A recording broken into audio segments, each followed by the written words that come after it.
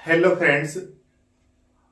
आज हम पढ़ेंगे वसनों के बारे में, टेस्टिज के बारे में कि किस प्रकार कार्य करते हैं, इनमें कौन कौन सी कोशिकाएं होती हैं, कौन कौन सेल्स होती हैं और ये किस प्रकार कार्य करते हैं, इसकी चर्चा आज हम करेंगे। तो वसन एक प्रकार ग्रंथियां हैं, चाहे इसको अंत रूप पढ़ें या हम ग्रंथ रूप पढ़ें, तो इसकी चर्चा आज हम कर लेते हैं। वसन जो होते हैं इंग्लिश में कहते हैं टेस्टिज कहते हैं। यदि हम वसनों की बात करें तो वसन केवल पुरुषों में ही पाए जाते हैं, महिला वसन जो होते हैं नहीं पाए जाते, इस संख्या में 2 होते हैं। इसी प्रकार हम प्रत्येक टॉपिक को बहुत विस्तार से पढ़ते हुए चलेंगे। प्लीज हमारे चैनल को सब्सक्राइब कर लें और जिन मित्रों को जरूरत है, जो तैयारी कर रहे हैं, उन तक शेयर भी कर दे प्लीज। तो हम शुरू करते हैं। यदि हम वसनों की बात करते हैं तो वसन जो होते हैं, वसन केवल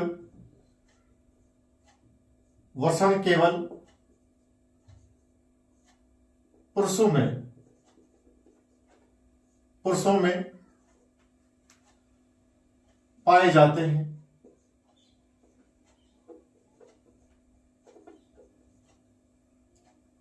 इनकी संख्या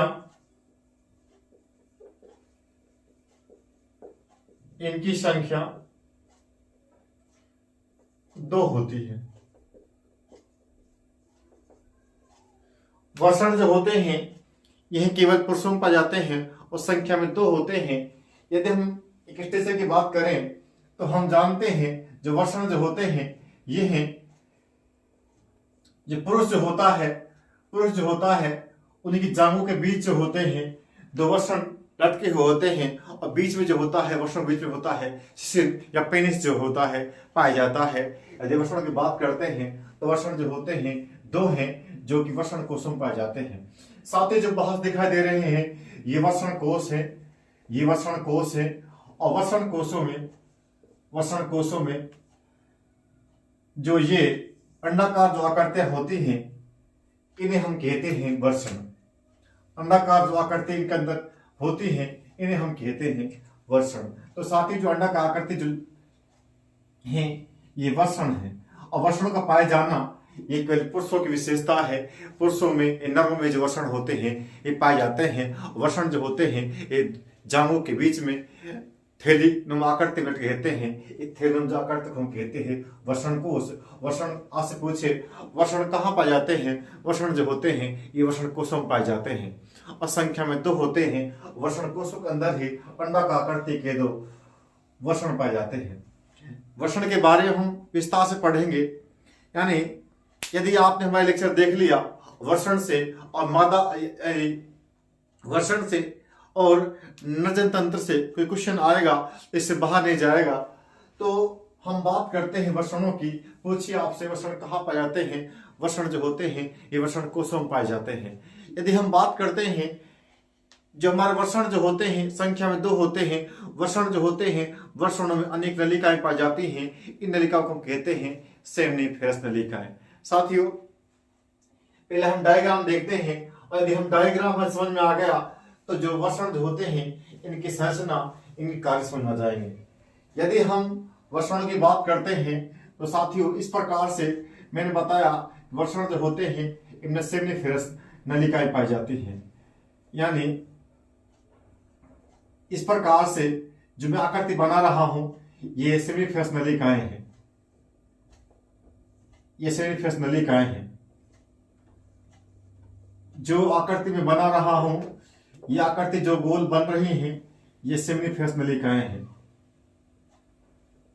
ये आकृति जो बना रहा हूं ये है सेमनीफेरस नलिकाएं। इसके अंदर एक जनन कोशिका होती है। इसके अलावा जो इसमें होती हैं इनके अंदर होती हैं सर्टोली कोशिकाएं।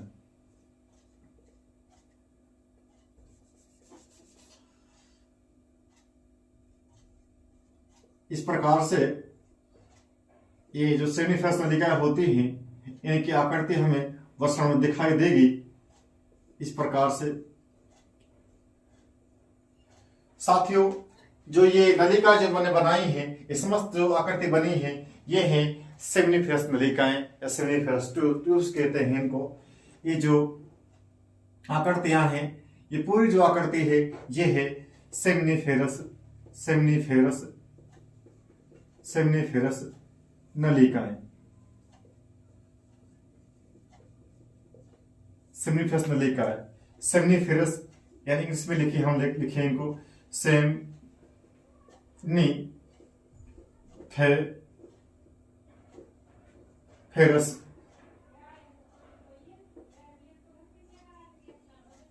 ट्यूबुल्स। और यदि इसके अंदर जो हमने ये कोशिकाएं दिखाई, ये वाली कोशिका जो दिखाई है, ये वाली जो कोशिका हमने उभरी हुई दिखाई है, ये कोशिका सर्टोली कोशिकाएं हैं। ये कोशिकाएं सर्टोली कोशिकाएं हैं, सर्टोली कोशिकाएं हैं। और जो गोलाकृति की जो कोशिका हम दिखाई है, ये जर्म सेल है, ये जर्म सेल है, यानी जनन कोशिकाएं हैं, जनन कोशिकाएं हैं, ये वाली जनन कोशिकाएं हैं। और इनके बीच बीच में यहां होती है लेडिंग कोशिकाएं।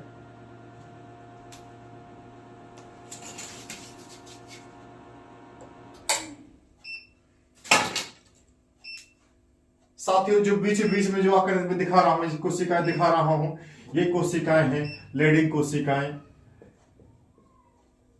लेडिंग कोशिकाएं। ये कोशिकाएं लेडिंग कोशिकाएं हैं, यानी ये वाली लीडिंग सेल्स है। और ये वाली सर्टोली कोशिकाएं हैं।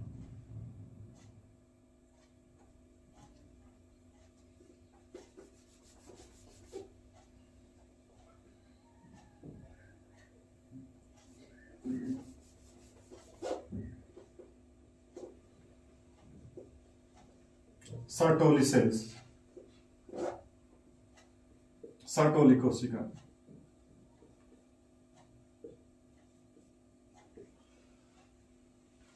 यानी हम ये कह सकते हैं, जो मैंने आकृति जो बनाई है, ये वृषण की अंतःसंरचना है, इसके अंदर होती है सेमिनिफेरस नलिकाएं। साथ ही ये पूरी सेमिनिफेरस नलिका है। इस नलिका के अंदर जो सेल्स हैं, ये जो है, ये वाली कोशिकाएं जो है, ये वाली कोशिकाएं तो जर्म कोशिकाएं हैं, जर्म सेल्स हैं। और जो पूरी कोशिका मैंने दिखाई, ये वाली ये कोशिकाएं जो है, ये है सर्टोली कोशिकाएं। इसके बीच में मैंने दिखाई है लेडिंग कोशिकाएं दिखाई है। तो साथ इस प्रकार से हम देखेंगे लेडिंग कोशिकाएं होती क्या कार्य करती हैं, सर्टोली कोशिका क्या कार्य करती हैं। इसके अलावा यदि हम बात करते हैं, इसमें कुछ जर्म सेल्स होती हैं, इनके अलग अलग कार्य हैं। और प्रत्येक कोशिका जो होती है अलग कार्य करती है, और प्रत्येक कोशिका का बहुत ही महत्वपूर्ण रोल है। और प्रत्येक कोशिका कार्य की हम चर्चा करेंगे। यदि हम इसे बात करते हैं कि मैंने आपको बताया कि जो हमारे वृषण जो होते हैं, वृषण जो होते हैं, इनके अंदर बहुत ही महीन बारीक नलिकाएं होती हैं। इन नलिकाओं को हम कहते हैं सेमिनिफेरस नलिकाएं। नलिका के बीच में देखिए, जो नलिका है, नलिका जो है, इनके बीच में होती है लेडिंग कोशिकाएं या अंतली कोशिकाएं। अंतली कोशिका जो होती है, इनके द्वारा एक हार्मोन जो होता है, नर हार्मोन, जिसे हम कहते हैं टेस्टोस्टेरोन, उसका स्त्राव किया जाता है। तो साथ ही बहुत अच्छा क्वेश्चन बनता है कि लेडिंग कोशिकाओं से कौन सा हार्मोन जो होता है स्त्राव किया जाता है। यानी हमारे वृषण की जो कोशिका होती है, लेडिंग कोशिकाएं या हम कहें अंतली कोशिका जो होती हैं, उनके द्वारा टेस्टोस्टेरोन हार्मोन जो होता है उसका स्त्राव होता है। और हम जानते हैं जो टेस्टोस्टेरोन हार्मोन जो होता है, इस नर हार्मोन कहते हैं। और ये जितने लक्षण होते हैं नर के अंदर, समस्त लक्षण उत्पन्न करता है। तो हम प्रत्येक बिंदु की चर्चा करते हैं। इसमें हम लिखते हैं वृषणों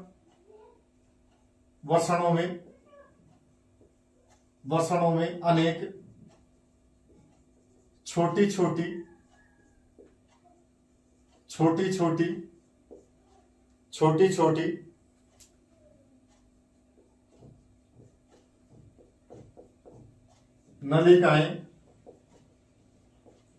नलिकाएं पाई जाती हैं, जिन्हें सेमनीफेरस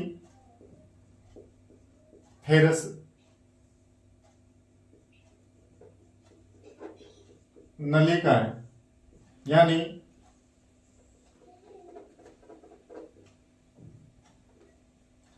सेमनीफेरस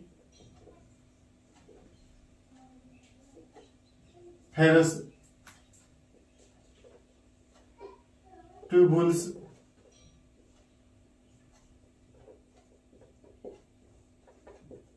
कहते हैं। इन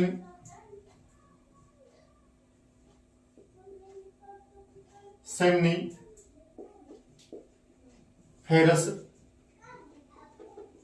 नलिकाओं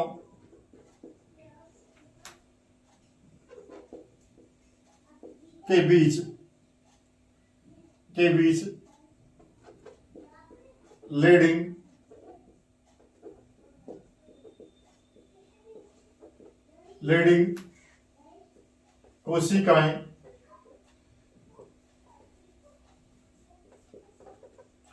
लीडिंग कोशिकाएं यानी लीडिंग सेल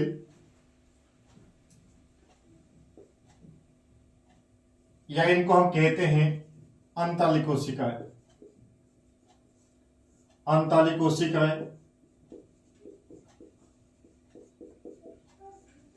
पाई जाती हैं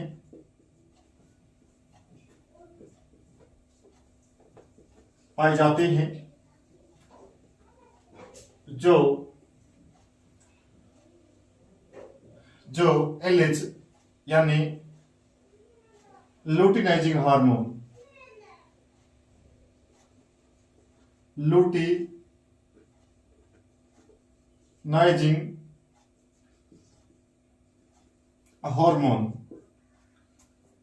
के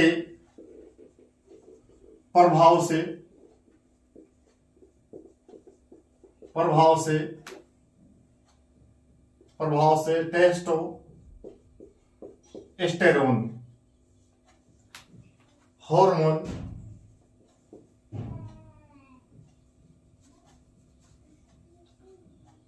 टेस्टोस्टेरोन हार्मोन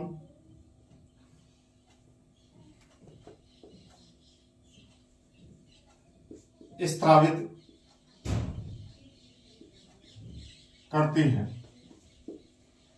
साथियों, जो हमारे वर्षण जो होते हैं, ध्यान से पूछा जाए, वर्षण की संरचनात्मक एवं क्रियात्मक इकाई जो होती हैं, ये होती हैं सेमनीफेरस नलिकाएं या सेमनीफेरस ट्यूबुल्स। और ये जो नलिकाएं होती हैं, इनके बीच में देखो ये नलिकाएं हैं, ये सेमनीफेरस नलिकाएं हैं, इनके बीच में जो कोशिकाएं होती हैं उन्हें हम कहते हैं लीडिंग कोशिकाएं या अंताली कोशिकाएं। अंताली कोशिकाएं जो होती हैं, लीडिंग कोशिकाएं जो होती हैं, ये कोशिकाएं LH हार्मोन लुटिनाइजिंग हार्मोन के प्रभाव से टेस्टोस्टेरोन हार्मोन जो होती हैं उसके स्त्राव करती हैं। और जो हार्मोन जो होता है टेस्टोस्टेरोन, इसे हम नर हार्मोन कहते हैं। और नर हार्मोन जो होता है, जितने लक्षण होते हैं पुरुषों के अंदर लक्षण होते हैं, जैसे आवाज का भारी होना, सीने चौड़ा होना, आंत में बालों को आना, जितने लक्षण होते हैं, जितने भी द्वितीयक लिंग लक्षण होते हैं, उस समस्त उत्पन्न करता है। तो ये ध्यान रखना है। क्वेश्चन क्या बनेगा? क्वेश्चन ये बनेगा कि जो टेस्टोस्टेरोन हार्मोन जो होता है वह किसके द्वारा, कौन सी कोशिका में स्थित होता है? तो ध्यान रखना है, लीडिंग कोशिकाओं से या हम कहें अंताली कोशिकाओं से टेस्टोस्टेरोन हार्मोन जो होता है उसका स्त्राव होता है, या हम कहें वह स्रावित होता है। इसके अलावा ये ध्यान रखना है, और क्या ध्यान रखेंगे इसके अंदर? ये ध्यान रखेंगे जो सेमनीफेरस ट्यूब्स होती हैं ये कहाँ पाई जाती हैं? हमें ध्यान रखना है, वर्षण जो होते हैं, वर्षणों के अंदर सेमनीफेरस ट्यूबुल्स या सेमनीफेरस नलिकाएं पाई जाती हैं। तो साथियों, यदि हम अगले बिंदु की बात करें, इसमें तो 2 बिंदु ध्यान रखने हैं कि अंताली कोशिकाओं से कौन सा हार्मोन, लीडिंग कोशिकाओं से कौन सा हार्मोन जो होता है वह स्रावित होता है। तो ध्यान रखना है, जो टेस्टोस्टेरोन हार्मोन जो होता है लीडिंग कोशिकाओं से, या हम कहें अंताली कोशिकाओं स्थित होता है, इसको ध्यान रखना है। एक हमें ध्यान रखना है कि पूछेगा कि वर्ण जो होते हैं इनके संरचनात्मक एवं क्रियात्मक इकाई क्या कहलाती हैं। तो साथ ही जो सेमिनिफरस नलिकाएं होती हैं ये वर्षणों की संरचनात्मक एवं क्रियात्मक इकाई कहलाती हैं। एक क्वेश्चन बहुत इंपोर्टेंट बनता है, वर्षणों की संरचनात्मक एवं क्रियात्मक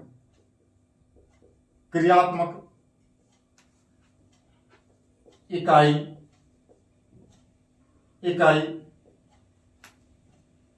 सेमिनिफरस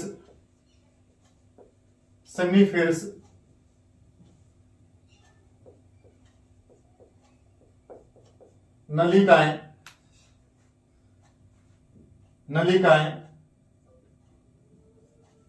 होती है। साथ ही जिस प्रकार से हमारा शरीर जो है कोशिका का बना हुआ है, उसी प्रकार जो वर्ण है हमारे टेस्टिस जो हमारे हैं ये बने हुए हैं सेमिनिफरस नलिकाओं से, यानी सेमिनिफरस ट्यूब्यूल से। ये भी ध्यान रखना है। इसके अलावा हमें और क्या ध्यान रखना है इस टॉपिक के अंदर, जितने महत्वपूर्ण टॉपिक जितने भी हैं सबको मैं कवर कर लूंगा। चाहे बायोलॉजी हो, चाहे केमिस्ट्री हो या फिजिक्स के जो टॉपिक है मेन सबको कवर कर लूंगा। प्लीज आप देखते रहिए टॉपिकों को, हमारे चैनल को सब्सक्राइब कर ले। इसके अलावा यदि हम बात करते हैं वर्ण में, तो मैंने बताया था कि लेडिंग कोशिका जो होती हैं, लेडिंग सेल जो होती हैं, लेडिंग सेल से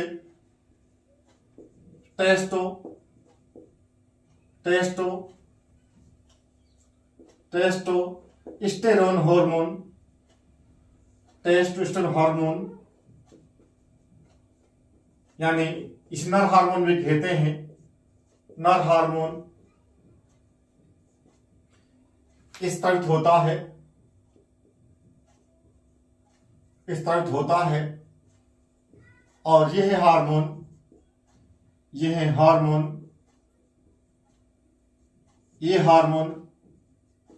नरों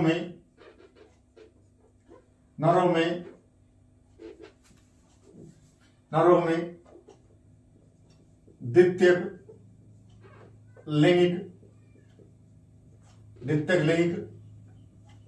लक्षण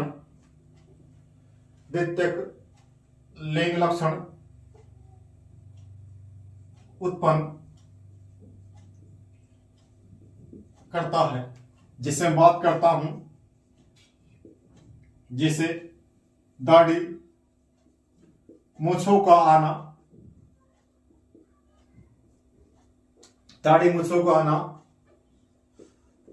वसनों का विकसित होना,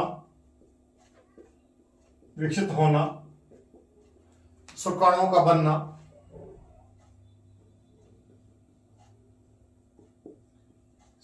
का बनना, इसके अलावा आंतरिक अंगों पर बालों का आना,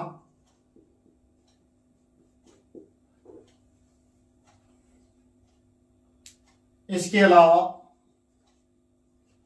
सीने का चौड़ा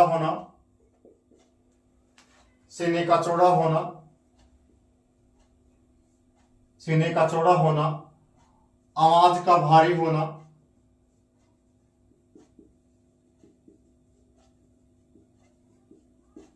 जितने लक्षण होते हैं नरों के अंदर, समस्त लक्षण जो होते हैं ये हैं टेस्टोस्टेरोन हार्मोन के द्वारा जो होते उत्पन्न किए जाते हैं।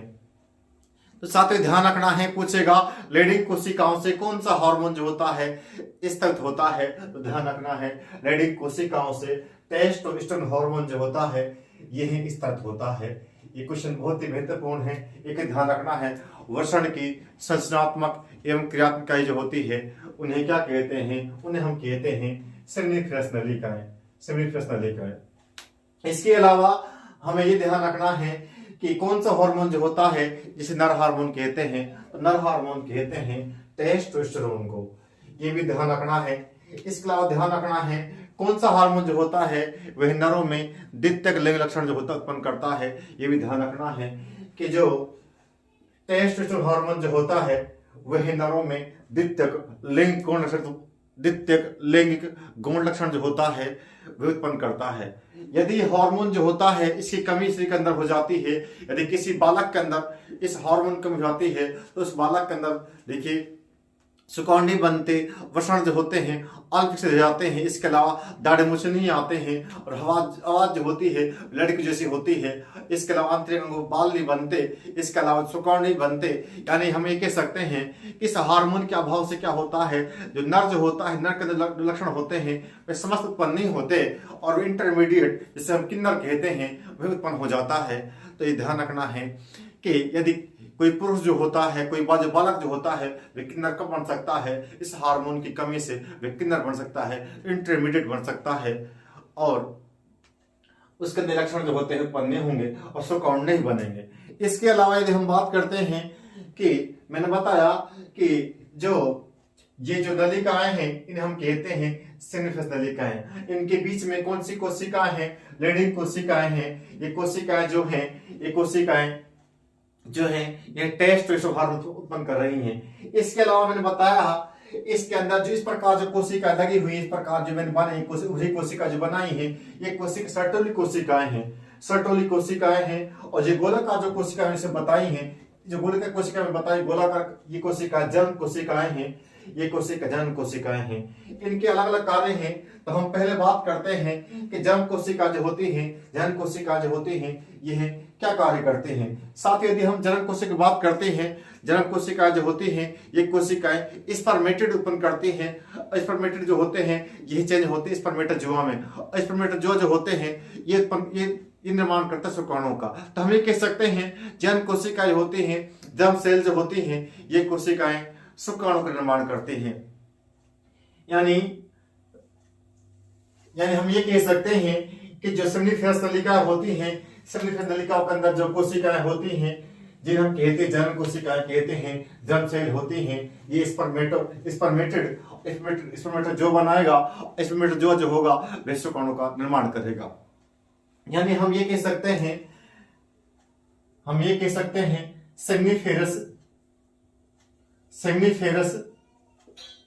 सिग्निफिकेंस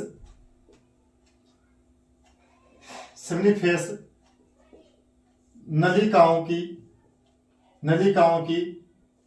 जर्म सेल जो होती हैं, जर्म सेल यानी जर्म कोशिकाएं जो होती हैं, जर्म सेल जर्म कोशिकाएं,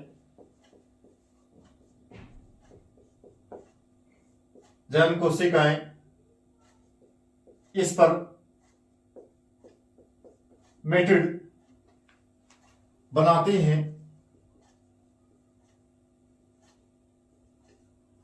हैं तथा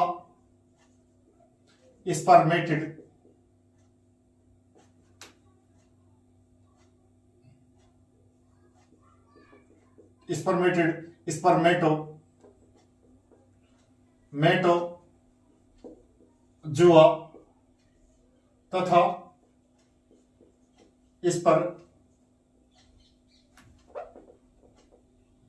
स्पर्मेटोजोआ से शुक्राणु यानी स्पर्म जो होते हैं,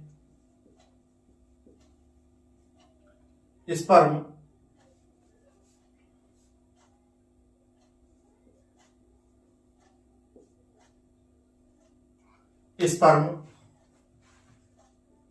बनता है।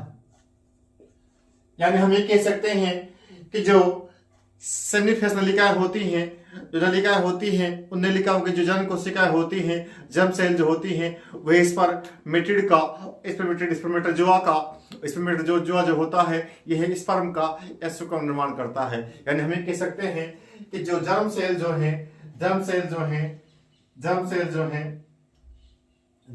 जितनी भी हैं, यानी जर्म कोशिकाएं जो हैं, जर्म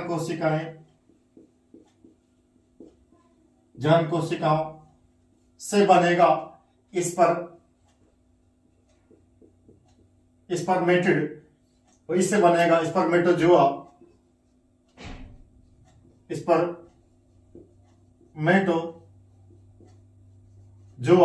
इससे बनेगी स्पर्म। इससे बनेंगे स्पर्म, इससे बनेंगे शुक्राणु। यानी हमें ये ध्यान रखना है कि सेमीफेस नलिकाओं की कौन सी कोशिका जो होती है वह शुक्राणु बनाती है। ध्यान रखना है कि जो जर्म सेल जितनी भी हैं, जितनी गोलाकार सेल जो दिखा रखी है, ये वाले गोलाकार सेल जो भी है, गोलाकार सेल जो भी है, ये हैं जर्म सेल्स है और ये बनाती हैं स्पर्म, यानी ये बनाते हैं शुक्राणु। तो साथियों इसके बाद हम देखते हैं एक इसके अंदर जो कोशिकाएं हैं, ये वाली कोशिकाएं हैं जिन्हें हमने नाम दिया है उभयनिष्ठ कोशिका। ये वाली कोशिकाएं जो हैं इन्हें हम नाम दिया है सर्टोली कोशिकाएं। और सर्टोली कोशिकाएं जो होती हैं यह शुक्राणु को पोषण प्रदान करती हैं। इन्हें डॉक्टर सेल भी कहते हैं, इन्हें नर्स सेल भी कहते हैं। साथियों ये ध्यान रखना है कि जो जर्म सेल जो है ये बनाएंगे शुक्राणु, और जो सर्टोली कोशिकाएं जो है ये क्या करेंगी, जो शुक्राणु बन गए हैं जर्म कोशिकाओं से, उन शुक्राणु क्या करेंगी, सर्टोली कोशिकाएं पोषण प्रदान करेंगी। तो अगला बिंदु हम पढ़ते हैं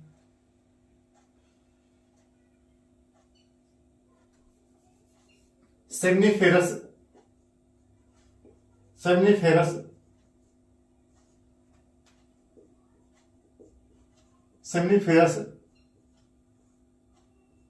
नलिकाओं की, सेमनीफेरस नलिकाओं की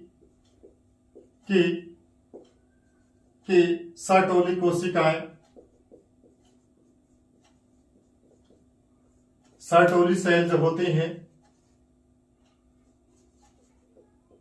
सर्टोली सेल्स जो होती हैं कोशिकाएं शुक्राणुओं को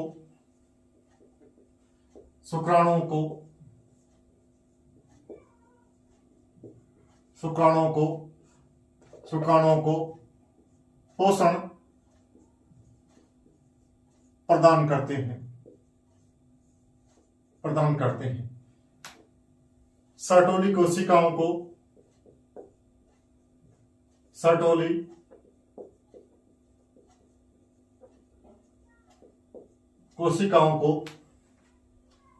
सर्टोली कोशिकाओं को नर्स सेल भी कहते हैं।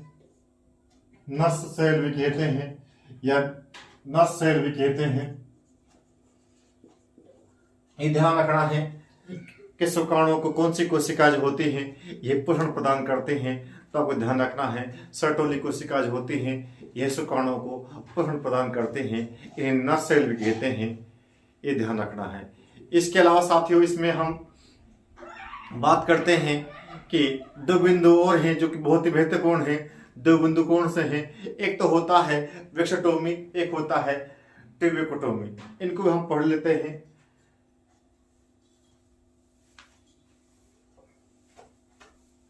यानी इसे हम कहते हैं, एक होता है ट्यूबेक्टोमी और एक होता है वेक्सोटोमी। दो शब्द जो हैं कई बार पूछ ले जाते हैं एग्जाम के अंदर, वेक्सोटोमी क्या है, ट्यूबेक्टोमी क्या है, इनको भी ध्यान रखना है। साथियों जो महिला नसबंदी होती है, महिला नसबंदी जो होती है, इसे नसबंदी जो होती है, महिला नसबंदी को हम कहते हैं ट्यूबेक्टोमी और पुरुष नसबंदी को हम कहते हैं वेक्सोटोमी।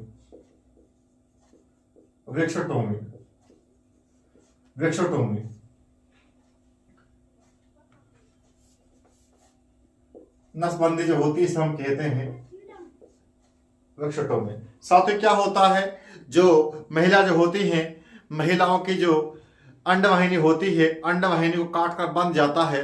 उससे क्या होता है, जो अंडाणु जो होते हैं वह अंडाशय से बाहर निकल करके अंडवाहिनी तक नहीं आ पाते और जिससे क्या होती है संक्रिया बंद हो जाती है और जो बच्चे होते हैं वो उत्पन्न बंद हो जाते हैं, निषेचन होना बंद हो जाता है। इसे हम कहते हैं ट्यूबेक्टोमी। यानी हमें कह सकते हैं महिला नसबंदी जो होती है उसे हम कहते हैं ट्यूबेक्टोमी।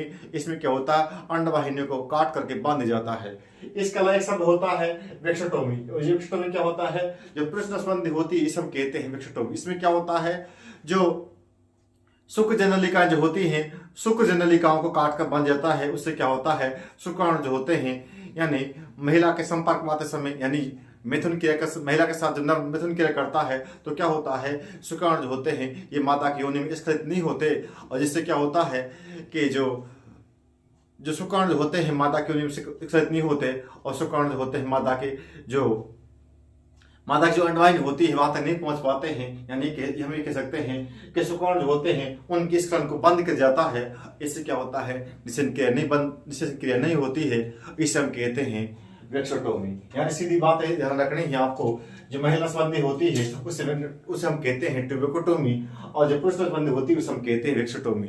तो प्यारे लर्नर, इस प्रकार से हमने आज क्या क्या पढ़ा। हमने पहले पढ़ा कि जो वर्षाणु जो होते हैं संख्या में 2 होते हैं और ये पुरुषों में पाए जाते हैं। फिर मैंने बताया कि जो हमारे वर्षाणु जो होते हैं ये सेमिनिफेस नलिकाओं से बने होते हैं, यानी हम ये कह सकते हैं जो सेमिनिफेस नलिका जो होती हैं ये वर्षण की संरचनात्मक एवं क्रियात्मक इकाई होती हैं। फिर हमने पढ़ा कि जो सिर्फ नलिका जो होती है इनके बीच में अंतःली कोशिकाएं या हम कहें लेडिंग कोशिकाएं पाई जाती हैं, और लेडिंग कोशिका जो होती हैं ये एलएच हार्मोन लुटेरेज हार्मोन के प्रभाव में आकर के क्या करती हैं, टेस्टोस्टेरोन हार्मोन स्थित करती हैं, और टेस्टोस्टेरोन हार्मोन को हम कहते हैं नर हार्मोन। इसके बाद हमने पढ़ा कि जो टेस्टोस्टेरोन हार्मोन जो होता है ये हार्मोन जो होता है यह पुरुषों के अंदर द्वितीयक लैंगिक कनेक्शन उत्पन्न करता है, इसे हम नर हार्मोन भी कहते हैं। क्योंकि दाढ़ी मूंछों का आना, शुक्राणु का बनना, आवाज का भारी होना, और जो किशोर होते हैं, बालक जो होते हैं उनके सीने का चौड़ा होना, और आंतरिक में बालों का आना, और वर्षणों का विकसित होना, शुक्राणु का बनना आदि जो क्रियाएं होती हैं, ये समस्त क्रियाएं होती हैं टेस्टोस्टेरोन हार्मोन के प्रभाव से। तो इसके अलावा हमने इसे पढ़ा, इसमें जन्म कोशिकाएं पाई जाती हैं, और जन्म कोशिकाएं होती हैं ये शुक्राणु निर्माण करती हैं। फिर हमने इसमें पढ़ा कि जो वर्षण जो होते हैं वर्षणों के अंदर जो सेमिनिफेस नलिका होती हैं, सेमिनिफेस नलिकाओं के अंदर क्या होती हैं, जो भरी कोशिकाएं होती हैं इन्हें हम कहते हैं सर्टोली कोशिकाएं, और सर्टोली कोशिकाएं जो होती हैं ये शुक्राणुओं को पोषण प्रदान करती हैं, इस कारण हम इन्हें कहते हैं नर सेल भी कहते हैं। इसके अलावा हमने पढ़ा कि पुरुष संबंध को हम कहते हैं वेक्सोटोमी, और महिला संबंध को हम कहते हैं ट्यूबेक्टोमी। साथ ही इसमें एक बिंदु और पढ़ लेते हैं, एक बिंदु क्या पढ़ लेते हैं, जो शुक्राणु जो होता है इसके 3 भाग होते हैं, एक हेड होता है, एक बॉडी होता है, एक टेल होता है, और जो शुक्राणु का एक्रोसोम भाग होता है, आगे के जो भाग होता है उसे हम कहते हैं एक्रोसोम। इसके बारे में थोड़ा चर्चा और कर लेते हैं हम। इसमें और क्या क्या पढ़ेंगे हम लोग, हम यदि बात करते हैं इसमें एक बिंदु और पढ़ लेते हैं हम। बिंदु क्या पढ़ें, शुक्राणु जो होता है शुक्राणु के 3 भाग होते हैं, शुक्राणु के 3 भाग होते हैं। 3 भाग कौन कौन से हैं, इसका एक भाग होता है इसका जिसे हम हेड कहते हैं, हिंदी में इसको सिर कहते हैं, और इसका एक भाग होता है मध्य भाग होता है, और मध्य भाग जो होता है इसे हम बॉडी कहते हैं, और एक भाग जो होता है इसका जिसे हम टिल कहते हैं, जिसे हम पूंछ भी कहते हैं हिंदी के अंदर। तो इसके अलावा यदि हम बात करते हैं, यानी जो ये वाला जो भाग है शुक्राणु का, आगे का जो भाग होता है, ये वाला इसका जो, यानी इस प्रकार हम शुक्राणु संरचना बना सकते हैं। यानी ये वाला भाग जो है इसका एक्रोसोम भाग होता है। इसका कार्य क्या होता है इसकी चर्चा हम करेंगे। एक्रोसोम भाग है वाला भाग, यानी ये पूरा सिर भाग है, इसका सिर का भाग है, सिर का अगला भाग एक्रोसोम कहलाता है। ये मध्य भाग है इसका, और इसे हम बॉडी कहते हैं, और इसका टिल भाग है जिसे हम पूंछ कहते हैं। तो साथियों हमें ध्यान रखना है, शुक्राणु के 3 भाग होते हैं, इसका एक भाग हेड कहलाता है, ऊपर का भाग होता है, और सिर का ऊपर का जो भाग होता है उसे एक्रोसोम कहते हैं। ये मध्य भाग जो होता है इसे हम बॉडी कहते हैं, और अंतिम भाग होते हैं हम टिल कहते हैं, पूंछ कहते हैं। ये वाला भाग जो होता है इसमें जो है माइटोकॉन्ड्रिया पाए जाते हैं, ये वाला भाग होते हैं माइटोकॉन्ड्रिया पाए जाते हैं, इस भाग में माइटोकॉन्ड्रिया पाए जाते हैं, माइटोकॉन्ड्रिया पाए जाते हैं। मध्य भाग होता है, इसे माइटोकॉन्ड्रिया होते हैं। हम जानते हैं माइटोकॉन्ड्रिया कहते हैं, शक्ति गृह कहते हैं, पावर हाउस कहते हैं। और क्या करता है, या जो पावर हाउस है तो शुक्राणु को ऊर्जा प्रदान करता है, ऊर्जाणु को शक्ति प्रदान करता है। या जो मध्य भाग जो है, ये वाला मध्य भाग जो है, ये शुक्राणु को शक्ति कहें या हम कहें ऊर्जा प्रदान करता है। पूछिए आपसे कि कौन सा शुक्राणु कौन से भाग में माइटोकॉन्ड्रिया पाए जाते हैं, तो जो बॉडी भाग होता है, मध्य भाग होता है, इसमें माइटोकॉन्ड्रिया पाए जाते हैं। और माइटोकॉन्ड्रिया क्या करते हैं, शक्ति प्रदान करते हैं। तो हम ये कह सकते हैं जो मध्य भाग होता है, इसमें माइटोकॉन्ड्रिया, इस भाग में माइटोकॉन्ड्रिया होने के कारण यह शुक्राणु को शक्ति ऊर्जा प्रदान करता है। इसके अलावा यदि पूंछ भाग की बात करें तो ये इसको चलने में, गति करने में क्या करता है, गति करने में सहायता करता है। गति करने में ये सहायता प्रदान करता है। गति करने में सहायक भाग है। पूछे आपसे तो जो पूंछ भाग है ये गति करने में सहायक है, ये ऊर्जा प्रदान करता है। और सिर जो है, इसके दो भाग, ऊपर का भाग जो होता है, ऊपर का भाग जो है इस एक्रोसोम कहते हैं। एक्रोसोम क्या करता है, जब जो शुक्राणु जो होता है अंडाणु के पास पहुंच जाता है, शुक्राणु का जो अग्र भाग होता है इस हम एक्रोसोम कहते हैं। एक्रोसोम जो होता है, एक्रोसोम के द्वारा हाइलोरोनिडेज एंजाइम इस तरह के जाता है। ये एंजाइम का झिल्ली को अपघटित करके, फाड़ करके शुक्राणु को अंडाणु में प्रेस करने में सहायता प्रदान करता है। इसके बाद हम बात करते हैं कि जो एक्रोसोम भाग होता है, ये भी ध्यान रखना है। एक्रोसोम भाग होता है, इसका निर्माण होता है इसका गोल्जी काय द्वारा। तो 3-4 बिंदु हैं, मैं लिख देता हूं कि कौन कौन बिंदु इंपोर्टेंट है इसके अंदर। क्या शुक्राणु क्या पूछ सकता है आपसे, शुक्राणु पूछ सकता है। एक ध्यान रखना है कि एक्रोसोम भाग होता है, एक्रोसोम अलग से भाग नहीं है, सिर का अगला भाग जो होता है एक्रोसोम कहलाता है। एक्रोसोम का निर्माण जो है, एक्रोसोम का निर्माण गोल्जी काया जो होती है कोशिका के अंदर,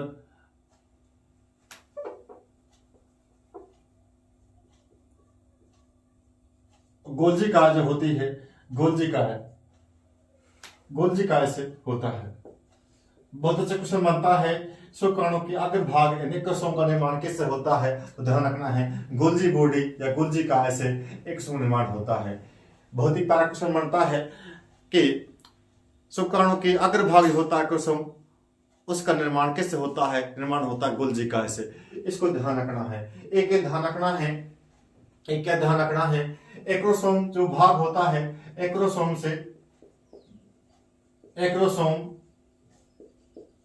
से हाइलोरोनिडेज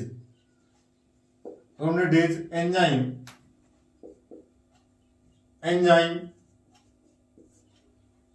हाइलोरोनिडेज एंजाइम स्थित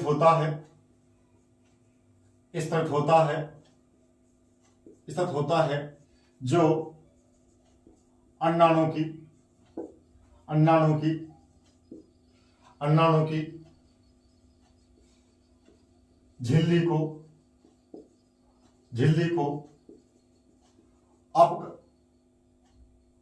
अपघटन कर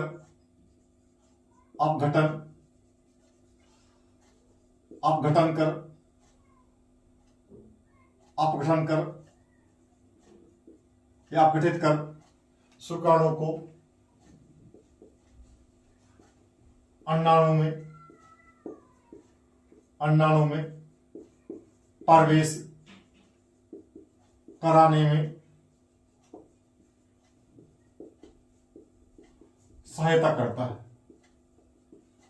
साथ ही ध्यान रखना है कि जो सिर का अगला भाग होता है एक्रोसोम निर्माण किससे होता है, गोल्जी काया से होता है।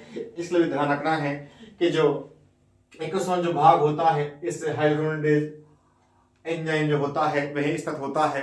ये एंजाइम क्या करता है, जब ये अंडाणु है और अंडाणु के संपर्क में जो शुक्राणु आता है, इसका जो एक्रोसोम भाग जो होता है, आगे भाग होता है, इसके द्वारा क्या होता है, हाइलोरोनिडेज एंजाइम जो होता है स्थित होता है। एंजाइम क्या करता है, ये झिल्ली को अपघटित कर देता है, झिल्ली को फाड़ देता है, या हम कहें झिल्ली को तोड़ देता है और शुक्राणु को अंडाणु में प्रवेश करने में सहायता प्रदान करता है, जिससे क्या होता है, जिससे क्रिया संपन्न होती है। तो आपको ध्यान रखना है, 2 बिंदु ध्यान रखना है। एक तो ध्यान रखना है गोल्जी काया से यानी एक्रोसोम निर्माण किससे होता है, गोल्जी काया से होता है। एक ध्यान रखना है अंडाणु की झिल्ली को अपघटित करने के लिए, नाड़ू झिल्ली को तोड़ने के लिए या अपघटित करने के लिए एक्रोसोम भाग से एंजाइम स्रावित, कौन सा एंजाइम जो होता है स्रावित किया जाता है, हाइलोरोनिडेज एंजाइम जो होता है वह झिल्ली को अपघटित करता है और ये एक्रोसोम से स्रावित किया जाता है। तो प्यारे लर्नर, इस प्रकार से हमने आज वषण के बारे में चर्चा की। इसी प्रकार आपके लिए हम अच्छे अच्छे वीडियो लाते रहेंगे, लेक्चर लाते रहेंगे। इसी प्रकार आप देखते रहें और चैनल को सब्सक्राइब कर लें और अपने साथ तक शेयर कर दें। Thank you.